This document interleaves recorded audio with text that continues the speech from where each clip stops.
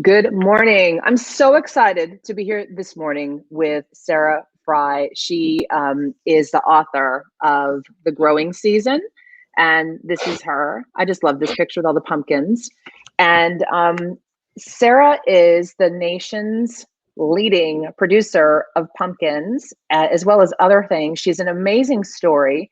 I just really was so blown away by having her on my show a few months ago on Glenvision Radio, and wanted to have her on here so you could see her and hear a bit more from her. But Sarah, I'd love to just know, where are you in this, looks kind of country farm? Are you on the farm? Where are you? I am. I'm back on the farm. I'm in Southern Illinois on the same patch of the earth that I grew up on, Allie, and the place that I talk about in my memoir, the growing season, and I actually came back here voluntarily. So I was in sunny Southwest Florida, but got on a plane over the weekend and came home to some snow and some ice, and it's okay though. My boys are here. They're going to school here in Southern Illinois, and it was time to get back. Oh, so your boys are they college age now? No, they're in high school. So I have a they're freshman and a sophomore. They're 18 months apart. And, it was really funny. My oldest, I was down in Florida because I was working on a project down there. And we have farms in Florida and Georgia, throughout the Southeast, up through the Midwest. We farm actually in 7 states, but I had been gone for nearly 2 weeks. And my oldest son, William, he called me the other night and he said, "Mom, I really want you to know that I'm doing a good job of raising Luke." And I thought, okay, that's my cue. I got to go home. So anyway, I'm here now. It's fantastic. It's cold outside, but it's beautiful. This is the first snow that I've seen since Christmas. So it's really pretty. Oh, I love that. I was so intrigued by your story. I hadn't really heard of you before. And then when I realized, you have the whole quintessential farm, upbringing, the 21 children, right? Crazy family. You kind of grew up literally on the farm. You grew up on the farm, and like that, like this rural American lifestyle. Can you tell people, I know it's hard in a nutshell, and the whole story's in here. And by the way, this is a book. I just want to say that, I receive a lot of books when I'm going to interview people, and sometimes I can skim through them. Sometimes I have a glance. Sometimes I read them. Sarah's I could not put down, to the point that I almost missed our interview. I was reading it and like, oh my gosh, I'm interviewing her in a few minutes on Glenvision. And the stories in there are so personal, and just the things that you took for, I don't want to say took for granted, but it was just a fact of life growing up on the farm. Can you share with some of the people watching a bit about your story? I know it's hard to condense into a few minutes, but Sure. Well, I actually grew up on a farm, a very small family farm in Southern Illinois. And when people think of Illinois, they immediately think of Chicago, but I grew up closer to Kentucky than I did in Chicago. And Allie, as you mentioned, I am the youngest of 21 kids, which is crazy in and of itself. But most of those children there were 13 from my father's marriage, 2 from my mother's previous marriage. And then when they got together, they had 6 of us. One of those children was killed in a accident on the farm. But by and large, my 4 older brothers, there were 5 of us that grew up together here on this small 80-acre farm in Southern Illinois, very removed from the modern world. And even though we were kids growing up in the late 70s, early 80s, we were really actually being raised in such a way that was more typical of how people lived in the 1920s. So we were chopping firewood for our heat. We didn't have running water for many years. And it was almost like a chosen way of lifestyle for my parents. So I don't know if any of your viewers are somewhat familiar with the book Educated. My story it's not the same, but it's similar in many ways. So I was, born and raised here, and really had glimpses of life outside of how we were growing up in rural poverty as a young girl.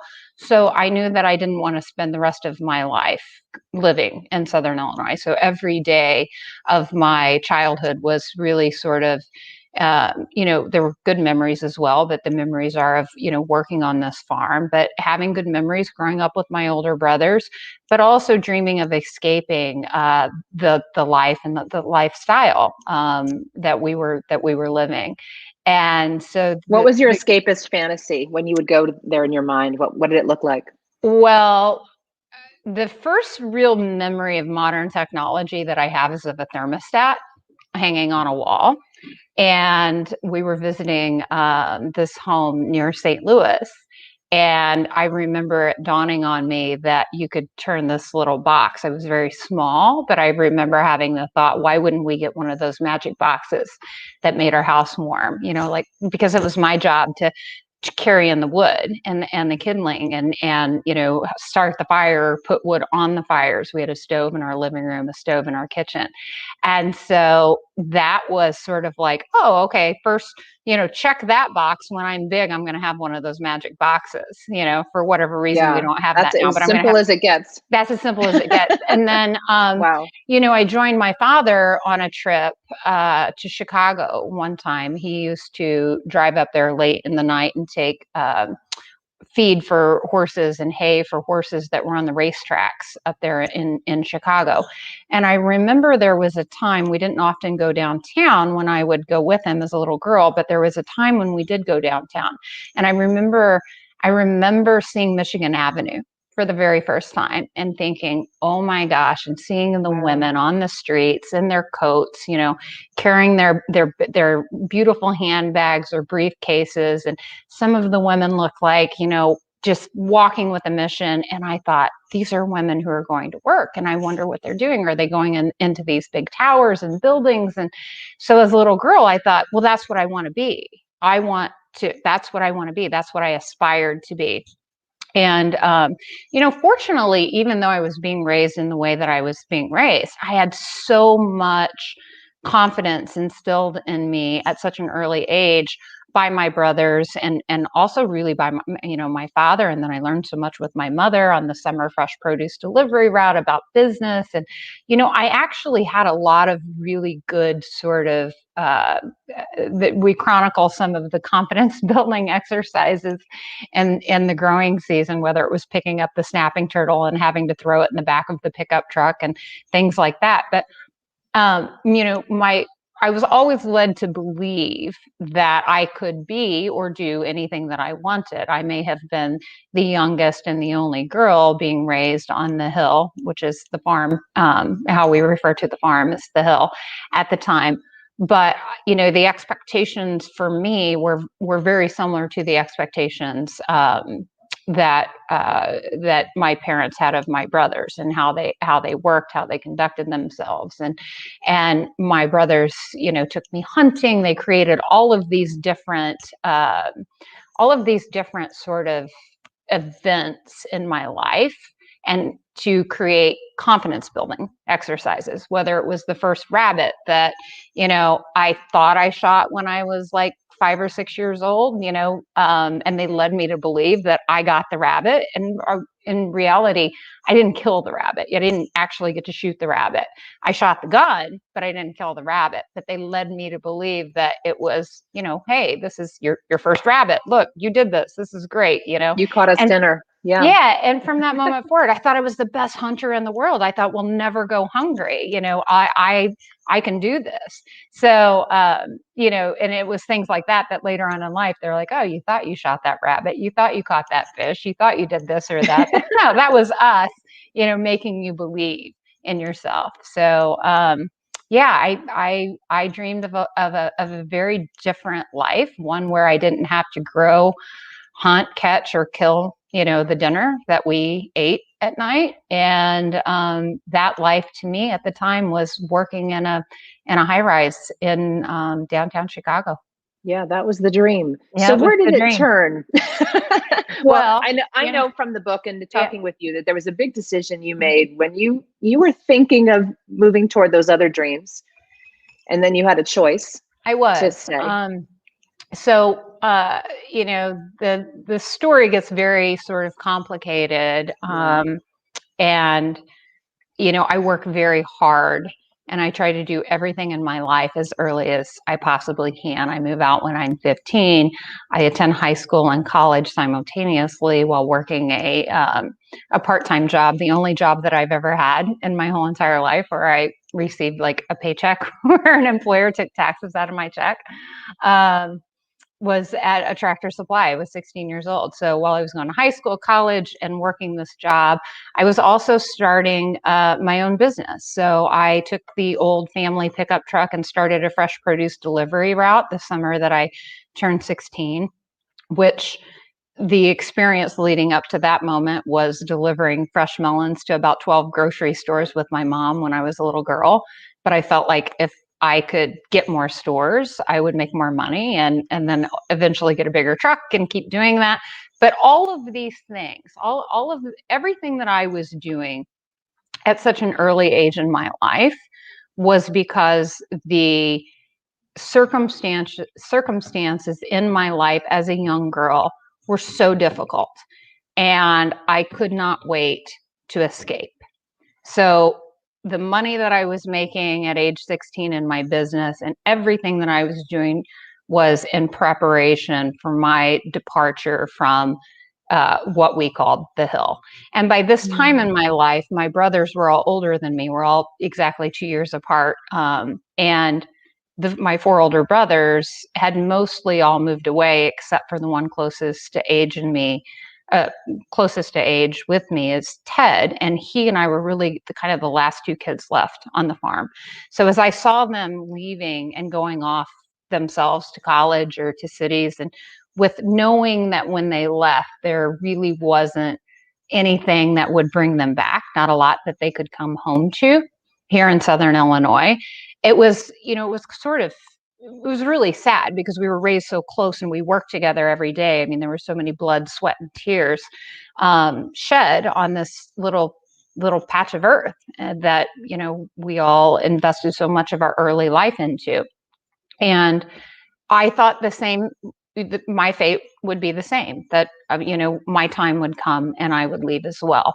But when that time did come and I was ultimately faced with the decision of whether I would leave as well, the farm was facing inevitable, it had struggled financially my entire childhood. And it was always like every year it was like, okay, what are we going to do this year to save the farm? How are we going to save the farm? That was like the daily question, in our lives when we were little kids. And it was sort of reaching a moment, both with my parents' personal lives and what was happening between them, and then, what was happening with the land and the farm, and where that was ultimately all going to end up. When faced with that decision to actually leave and leave it all behind, as a 17-year-old girl at the time, the finality of all of that really struck me. And I didn't put a lot of thought into the decision. I had put so much thought into the decision to leave, like my whole life leading up until that moment.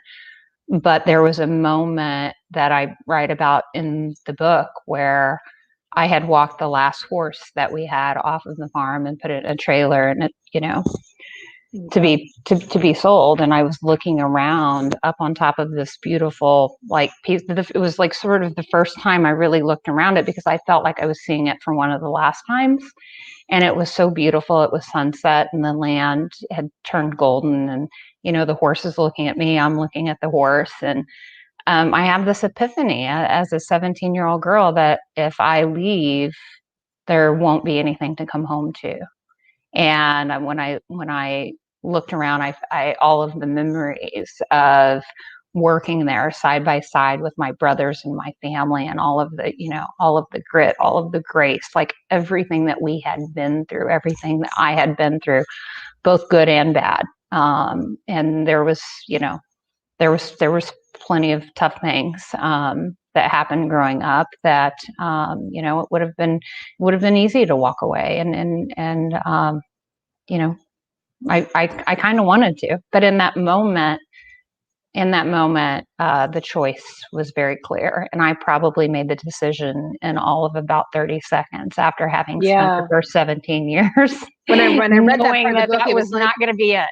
Yeah, it was like it took, like that feeling just took over you and you went into action. Like there was no question. Like it just, there wasn't some should I, shouldn't I? It was just a switch flipped. Yeah, it was just a knowing. And you knew. Yeah, it was a knowing. And I didn't know how I was going to make it work or how, I was going to be able to still achieve my own personal goals and dreams while staying behind to build something in a forgotten part of rural America. But I knew that I would figure it out. And I also, there was something else. And I knew that in that moment, I didn't have it. I didn't have to have it all figured out because I knew at such a deep level inside of me that it was the right decision and that no matter what, I was going to prevail.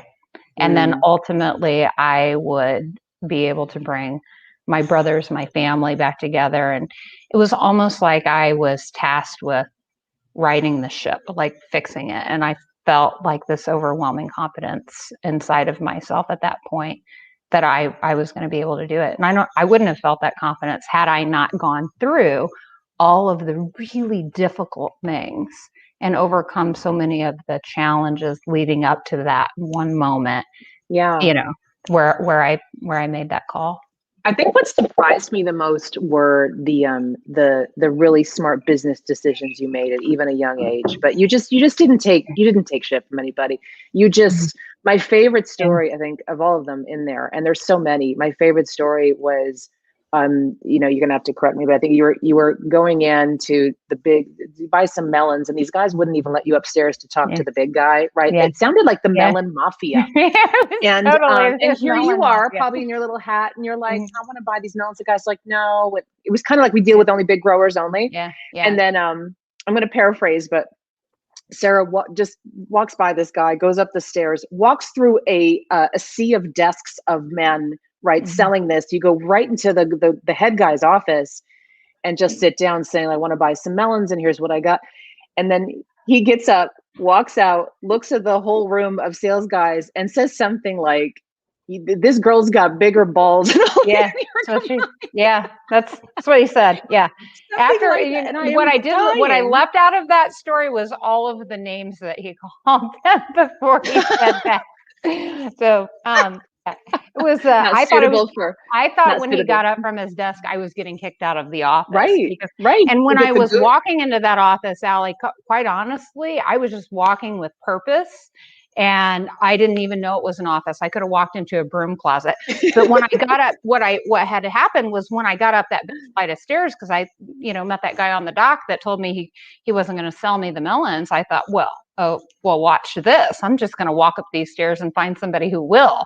And little did I know when I got to the top of the stairs and opened the door, all these men and these, pressed white shirts and ties were sitting at all of these desks. And then I found myself this kid in a baseball cap and a ponytail with dirty work boots and jeans and a white t-shirt on, like they're looking at me like I was a comet, but I busted in there like the DEA. And then I thought, now what? And then I was and then I was like, okay, where do I go from here? And there was just a door in front of me. And I thought, okay, go to the next door, get out of here. This is a bad decision.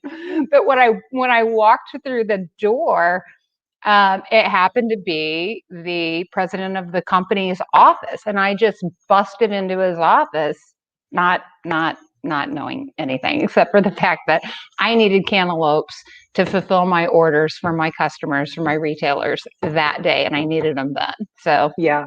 And there you have it.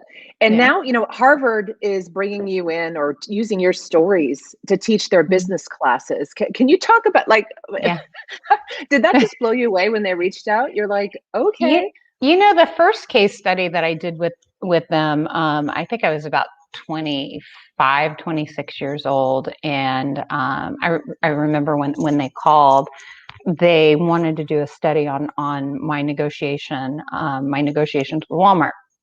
And, my story very early on starts out as being a teenage kid delivering to Division I Walmart stores. And then shortly thereafter, in the mid-90s, securing a much bigger deal with Walmart where I was supplying them on almost a national level, just like, just a few short years after I had, I was a kid still, like I was a teenager when I started selling to Walmart.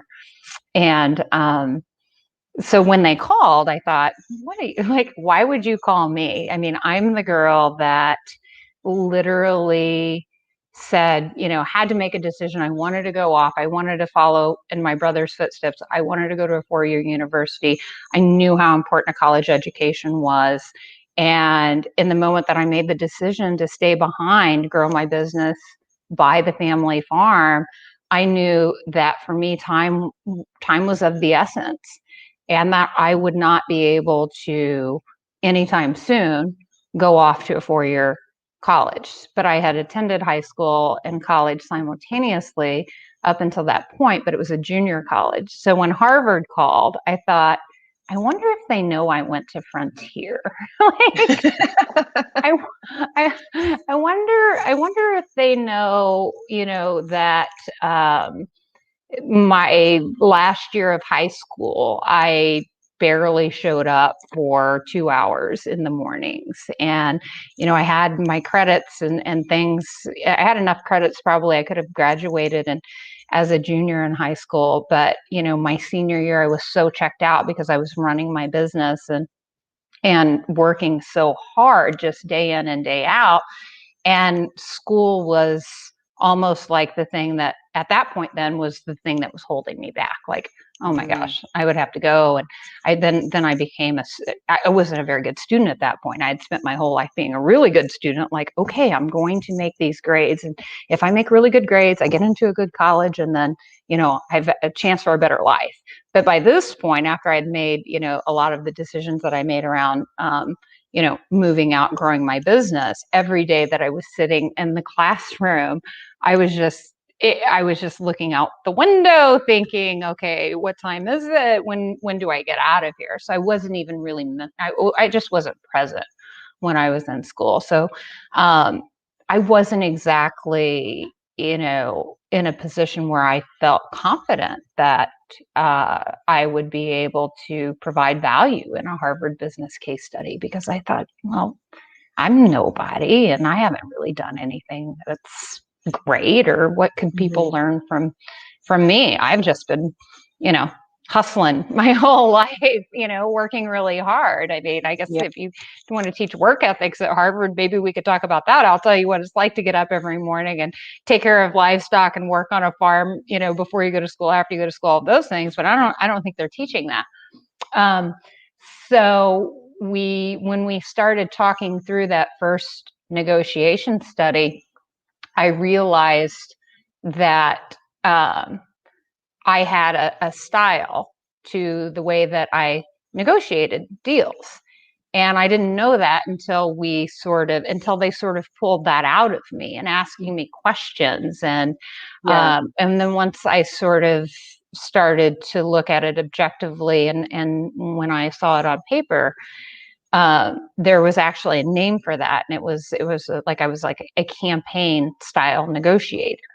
And so if I didn't get what I wanted, like I wouldn't take no for an answer, but then I would go and I would campaign with others within an organization, like a company like Walmart, to get things to get ultimately reach my goal. And so I actually learned something from that. And I thought, well, now this is interesting. Those people can't stand not categorizing things. I'm sure they were like dying to get you into some type of formula or learning your formula. And they're very, I think what they can learn from you is not overthinking as much. I mean, you just, people who do that all the time, they're just kind of entranced by people who don't overthink. They're like, well, how do you do it? And you're like, well, I just don't do it. It never occurred to me to do it. And I think today there's a lot of overthinking. I was talking with a client of mine. I said, I'm so glad I started my business, if you want to even call it that, what it was, like in the late 90s, because the internet had not taken over yet. And I had no one to compare to. I had nowhere to research like how to do something. I just knocked on You doors. just did it. I just found clients and asked for referrals because it was the only way. Now I would probably sit here, research for, 10 years, get the perfect business plan, and it's a lost skill. And I that's why I was so excited to have you on again, because I want the women who, especially the ones, if you don't have the MBA and you don't know how you're going to do things, it's so important we hear these stories over and over and over and over, because you just felt into it. You felt into your decisions. You felt into buying that farm and taking it over. You felt into those negotiations. You felt that you should walk to the back of the room, through that pit of sales guys. Like you just really felt into it. And I think it's an women important are thing. uniquely qualified to feel their way into business if they allow themselves to, you know what I mean? And trust their instincts. We are actually very instinctual humans. And probably you said something really important about how you started, and you didn't research, you didn't have the internet. It was the 90s, so you knocked on doors. What's really simple about what you did, that is probably one of the hardest things for people to do, is you just got started, Allie. You just started. So when you think about, and when you talk about,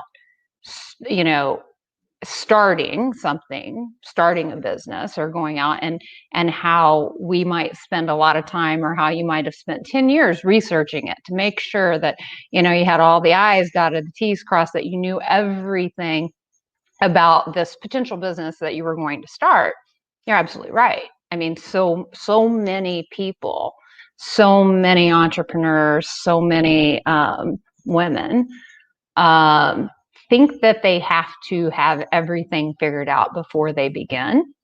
And one of the things that I always tell people to do is just get started. And that is because you will feel your way through it. If it's something you're passionate about, if it's something that you are dedicated to and are willing to put the work in, getting started is the most critical part of anyone's success. It's just beginning. Yeah. Thank you. Talk about the state of the union today for Frey Farms, for everything going on, where people can find the book. And then I have one more question for you. Sure. So the book can be found at Walmart stores, Barnes and Noble. You can get it online at Amazon. You can, I think, pretty much anywhere you can find the book. It's called The Growing Season. And, State of Frey Farms, we found ourselves in 2020, Allie, like with millions of dollars worth of fresh produce in the ground, ready to be harvested when, the world shut down last March. And we were looking at this crop in South Florida, and we thought, oh my gosh, our neighbors were disking up millions and millions of dollars worth of tomatoes that were being grown for the food service industry. And as we all know, all of the restaurants shut down, that business went away. And it's not like you could store the tomatoes in the field. They were ready then. And so many fresh produce operations got decimated by, what happened in our country with shutting down. And we were sitting there getting ready to start to harvest this magnificent crop of watermelons in Southwest Florida. And we're thinking watermelons are actually one of the larger commodities that we grow. It makes up for a pretty large portion of our business. We're best known as America's largest pumpkin farm, but pumpkins are actually the smallest part of what secretly. We do. Yeah. And so we're looking at these melons and thinking, oh my gosh, are we going out there to disc them up instead of harvest? Sorry, what's disc up means? Like turn them back into the ground when you disc the ground after you're done, before you plant. And we didn't know that we would have a market. So that was like a very scary time. And my leadership at that point, it was really incredible, because I found myself back in Southern Illinois on the Hill, the place that I had spent my whole life trying to escape. But there I was. No, I mean, if you think about where I live in the middle of nowhere, like I don't see really any other like homes from where, I live. And I remember thinking, okay, so the place I was trying to escape is now the escape. So it's not like I was living in a city, and there wasn't a lot about my life that had to change. But in business, my leadership I knew it was getting ready to be tested. And there was this moment when I I was worried about getting our workers across the border. I was making calls on that because we had to get harvesters if we were going to be able to move our crop. At that time, they were, considering shutting down the border. And it was like every 10 minutes, there was another issue that popped up in the business. And as the time was ticking toward the crop's ready to be harvested, and we're ready to start this season. So a lot of unknowns and a lot of variables. But I remember thinking, as I looked back out over this farm, although my life looks very different today, my company is much larger, I had sort of another epiphany, and that was everything in my life that's happened in my life up to this moment has prepared me for this moment, and I was built for this. And then I knew that no matter how hard things got, that we would not only survive, we would thrive. And ultimately, that's the mentality, and that was the attitude going into this, a very, very difficult, growing and harvest season in 2020. And I had never been more proud of my family, my team, my company, just everyone associated with my business. We took a lot of hits in the food service sector of our business, and that was tough because my beverage business was really starting to take off in food service, and seeing those, what I had worked and invested so much into and for so long go away was very difficult. But it forced us to look at other aspects of our business and where we could grow. And I got to tell you, I learned a lot, and I learned a lot from my kids, my two boys engaged in the business. And I learned a great marketing lesson from them. I learned about, one-to-one consumer marketing, direct-to-consumer marketing, which is not something that we were doing a lot of because we were selling our fresh produce to retailers. We weren't really taking that extra step and talking directly to the consumers and the people who are buying our fresh fruits and vegetables. Yeah. And, my kids taught me the value in that just when they started a COVID-friendly fresh produce drive-through, because they were talking directly to people on social media. And then they have thousands of people that show up in the middle of nowhere, and I mean in the middle of nowhere, who line up for like miles. It was a day trip. This was a day trip for these people. Yes, and they started having these Saturday morning drive-throughs, fresh produce. They were taking produce from all of these farms. Brilliant. Who had lost business because so much of what they grew went to the restaurant industry, and they were bringing it in, they were shipping it up, they were bringing it into the Midwest, where at the time of the year it was still kind of cold here, like nothing was really fresh or in season, but they were bringing in, product that was grown fresh in the U.S. It just wasn't being raised in Indiana or Illinois. It was, coming up from farms in Florida, and they were getting it into the hands of people in a very safe manner. But the way that they did that, I mean, I felt sorry for them, Allie. The first time they told me that they wanted to do it, I gave them a little watermelons, and I literally thought, You're my God, okay, kids, go have fun. Yeah, but I thought I was going to have to go home and call the neighbors out here in the country, all 10 of them, and say, hey, can you go over to Will and Luke's drive-through and please buy a watermelon for $5 because they have a whole semi-load there, and their spirits are going to be crushed.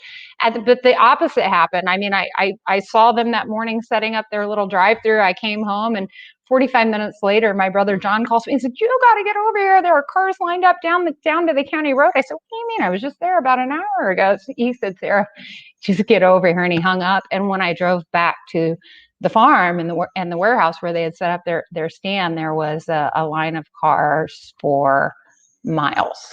How cool was that? And everyone felt good that they were helping local, farmers. Yes. And they wanted access to it. And the kids felt like they were serving their community, and I was just like, this is really incredible. How did you do this? And they said, well, we put it on social media, Mom. Yeah.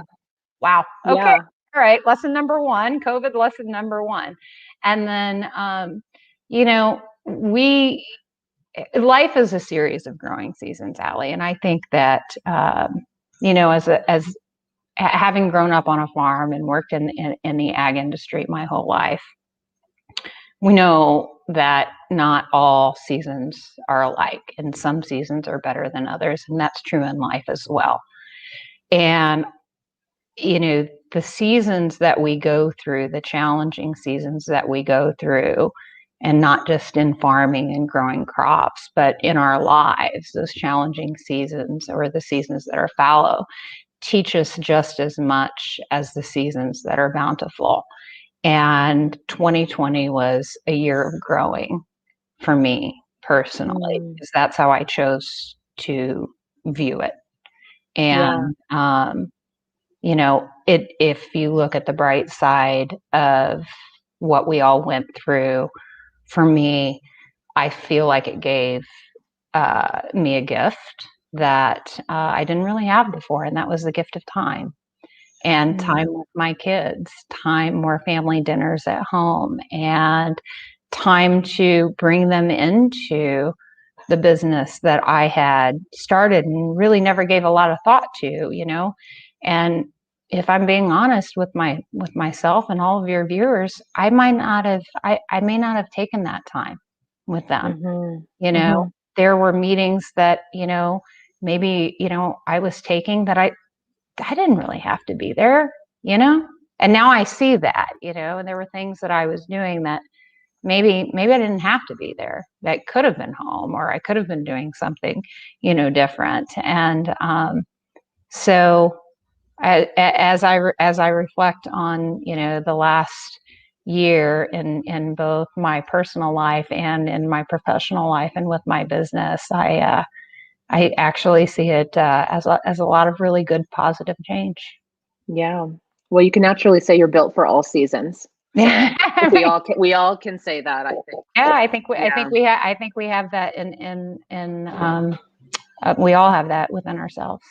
Yeah. And the time thing and the kids, and it's so true. My kids are here now. We pulled them out of school. I actually decided to homeschool just because things are getting weird. And we're like, we've always wanted to try this. Now is the year, right? Because they're going to have it's going to be a weird year anyway. It's going to be weird anyway. Home.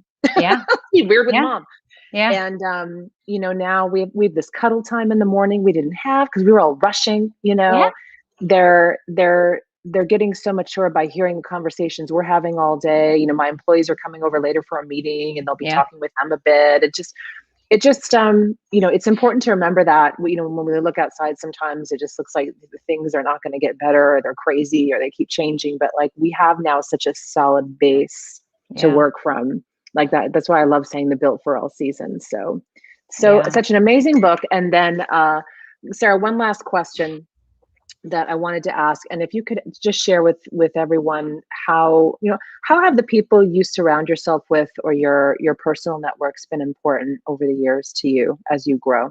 I think, extraordinarily important, Allie. I mean, when you think about talking about kids, someone told me one time, and I think this was probably one of the smartest things that I ever heard. And they said, if you want to know what your kids are like, you look at their friends. Because you as a parent, that's your child, you might not see, how the world sees your kid. That's interesting. Look at their friends, because that's what your child's like. And I thought, oh, wow, that's okay. Makes sense.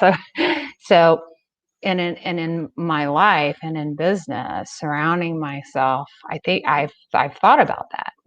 How do I want to be, seen and viewed? And I've tried to surround myself with people that I respect and that I admire, and that not really in any type of formal mentorship way. So it's not like I've ever said, hey, will you mentor me with anyone? Like, all of that has sort of just happened organically and naturally through the multitude of relationships that I've cultivated. And I think, I know that I've mentored so many others throughout my life, but without officially saying, okay, I'm going to be your mentor. I've had a lot of people ask me, hey, will you mentor me? And I said, well, I don't really need to be your mentor. You know what I mean? You don't need to designate me as your mentor. I will take your calls. I will help you when you have, a question that, or whatever that you think that I can be helpful with. I'm happy to do that. That I think that having a really good network of really strong individuals that you respect, that have a different skill set and maybe even a different perspective, is extraordinarily important to our growth and our development and ultimately our success. And when I say success, I'm not just defining it by success as professional success, because so many of those relationships that we nurture within our careers ultimately carry over into more of our personal lives as well. I think women sort of probably bridge some of that, and they have, they build lifelong lasting, relationships with other women that, are caring and maybe a little deeper and even a little more personal than just the sort of professional, hey, how's your quarter going, Totally. So, totally. I know anyway. for me, just having, a few core friends that I was lucky to meet who are running businesses at the same levels, though, with the same kind of complexity, or being able to understand the weight of some of the decisions that we have to make that some of your other friends may not, you still love them, and maybe they have a different track, and but it's a different, it's a different connection for the women entrepreneurs, I believe, because we see things and feel things very holistically. So it's interesting, as I've built the trust, which is the network that I lead. It's interesting that so many of the conversations, yes, it's about business that brings everyone together. That's the common thread, but it's so personal. It's so much, there's so much support. There's so much love. There's so much holding the space for each other for big decisions and navigating through things. So thank you for commenting on that. And I'm going to give just a quick link for those of you who would like to take a look at jointhetrust.org. is the new network for women who are at the 7 and 8 figure levels. We have an event coming up in just a few weeks in Miami. Would love to tell you more about it. Come to that page and inquire if you're interested. And then Jenna, my team, will have a chat with you, and we would love to possibly have you. And Sarah, I hope to meet you at some point. I'm going to see you in Miami. Yes, I would love if you want to come by. I will. Oh, I'm coming over. Are you kidding me? Fresh. Okay. Yay! I'm there. You have to text me the dates, and I'm blocking it out as soon as we hang up. I'm coming over to visit. I love it. So okay, if you want to come down, meet Kara Golden, Sarah Frey. We are going to have the most incredible meeting of high level women in Florida coming up in a few weeks. So that's right. Let's join thetrust.org. I love it. Yay! I'll work. I have my boots on for you today, by the way. All right. Oh, look at that. I love it. All right. Those are fancy boots. So. Yeah, I know they're not like the farm ones, but I'll get some. I have this farm fantasy. I actually want to get a farm at some point. I want to talk to you about that. So. Well, you're gonna come. I have a few in 7 different states. Pick a state, and we'll go visit some farms. So. Fantastic! It's a homeschool activity. Okay. I like it. Join the trust. Take care. Thanks. Bye-bye. Bye.